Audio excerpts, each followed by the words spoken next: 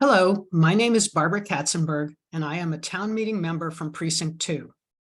Today, I'm presenting a substitute motion for Article 34, which was an effort to try to find the best way forward by a group of town meeting members with diverse viewpoints.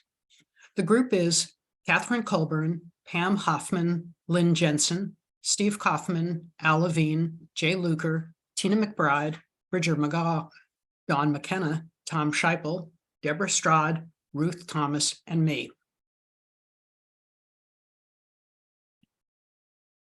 We loved the vision laid out in last Friday's Globe editorial, but in talking with constituents and town meeting members, we also saw discomfort with aspects of Article 34. We worked together to develop a proposal that goes beyond the minimum while addressing the most persistent concerns we've heard. The main concerns we have heard are that the article rezone too many acres all at once, could result in too tall buildings near residential neighborhoods, provides too little control through by right permitting, would take a 2/3 vote to remove districts later, but only a majority to approve, and does not account for how the center is special. So much of what we would like to know about how rezoning will work is not knowable until we get started. We can use this opportunity to find out whether we must rezone more acres to get the amount of housing we need, whether we need a 60-foot building height to encourage developers to keep first floor retail, and whether multifamily housing will only get built if there is by right permitting. Our amendment gives us a way forward to learn the answers from actual experience. All districts in the original proposal have merit, but the overall acreage was felt by many to be too high. In our plan, we reduced the number of districts from 12 to 7, reduced the number of acres from 227 to 134, but still addressed the MBTA minimum requirement of 50 acres of multifamily properties with by right permitting. The encircled districts are what we included in this proposal. We selected districts which we could agree on and which were thought to have near-term development potential. Although proximity to public transportation is not required for us to comply, creating housing near public transportation is a stated purpose of Lexington's Article 34. All districts included in our amendment are on or in walking distance to bus lines. Most areas in Lexington are designed around cars and parking. Rezoning is needed to increase walkability. The new zoning rules, which would affect all districts, make the likelihood of walkable neighborhoods with nearby retail greater.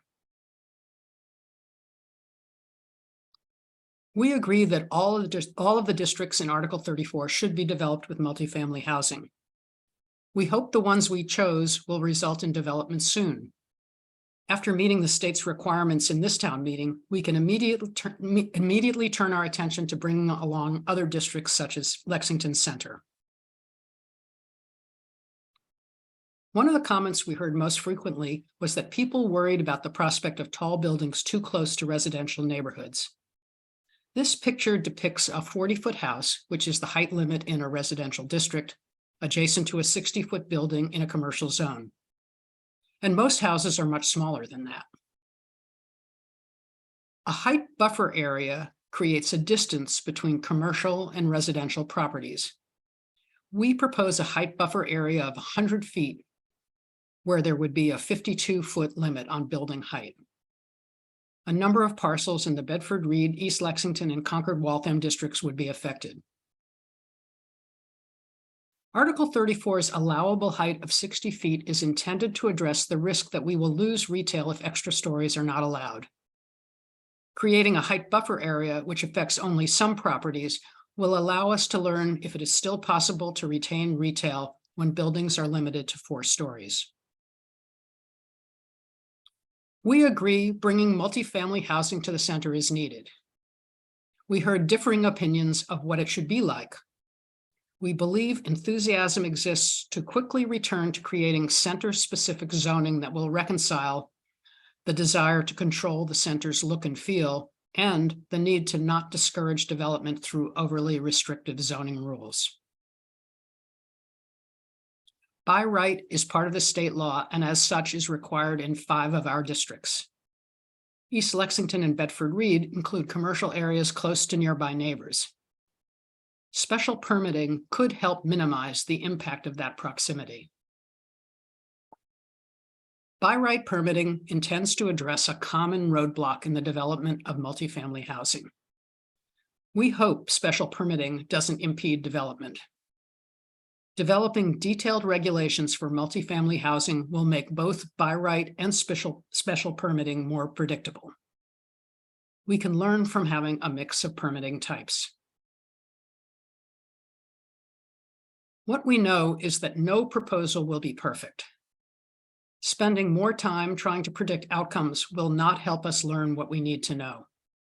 We can monitor the characteristics of what is getting built to understand what parts of the bylaw need improving. The pace of growth in the initial districts will help us understand when to expand further. The community is now engaged and ready to take this effort seriously. We take to heart the goals of Article 34. We believe our substitute motion strikes a good balance between the vision and the concerns. We hope you will agree and will vote yes for this amendment.